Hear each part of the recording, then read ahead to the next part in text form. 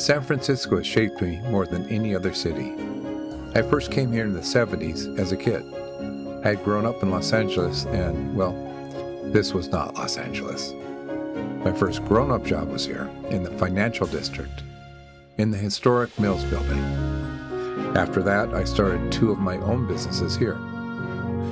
I lived in two places, one on Green Street, not far from the financial district, and the other, a magical rental on the Felber Steps, 150 steps up or down from the nearest street, and where I met my wife. This is where I came of age, near Coit Tower, near the heart of North Beach, near Columbus Avenue, the dividing line between North Beach and Chinatown, and near fantastic Italian restaurant like Original Joe's, a great place for romantic dinners, and North Beach Restaurant, near the heart of the city.